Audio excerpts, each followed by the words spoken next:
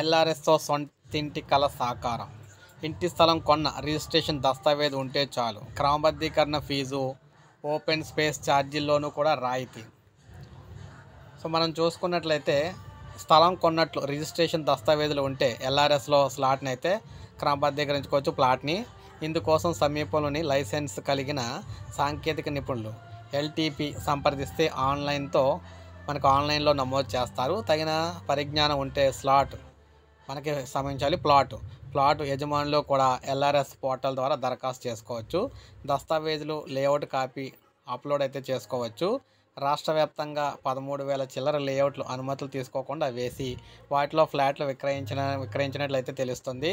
అసలు ఎవరు అర్హులంటే దీనికి సంబంధించి అనుమతులు తీసుకొని లేఅవుట్లో 2025 జూన్ 30 లోపు ఫ్లాట్ కొని రిజిస్ట్రేషన్ చేయించుకున్న వారంతా కూడా ఎల్ఆర్ఎస్కు దరఖాస్తు చేసుకోవచ్చు.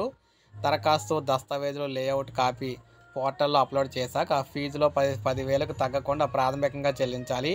ఫీజు మొత్తం 45 రోజుల్లో చెల్లిస్తే 10% రాయితీ వస్తుంది. 45 నుంచి 90 రోజుల్లో చెల్లిస్తే 5% రాయితీ వస్తుంది. క్రమబద్ధీకరణ ఫీజు కాకుండా చెల్లించాల్సిన 14% ఓపెన్ స్పేస్ ఛార్జీల్లోనూ 7% రాయితీ అయితే లభిస్తుంది. ఈ అక్టోబర్ నెలాఖరు వరకు దరఖాస్తు చేసుకునేందుకు అనుమతి అయితే ఇచ్చారు.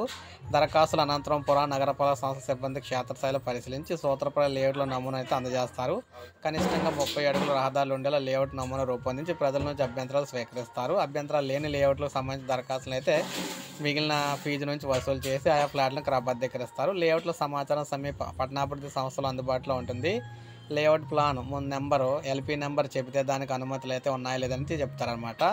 రాజధాని ప్రాంత అభివృద్ధి ప్రాధికార సంస్థ పరిధిలో 29 గ్రామాల్లో తప్ప మిగిలిన ప్రాంతాల్లో ఎల్ఆర్ఎస్ అయితే వర్తిస్తుంది. సో ఈ విధంగా ప్రతి ఒక్కరు కూడా దరఖాస్తు అయితే చేసుకోవచ్చు. సో ఇది అప్డేట్. ఒక లైక్ చేయండి, సబ్స్క్రైబ్ చేసుకోండి, మన ఛానల్ సబ్స్క్రైబ్ చేసుకోండి.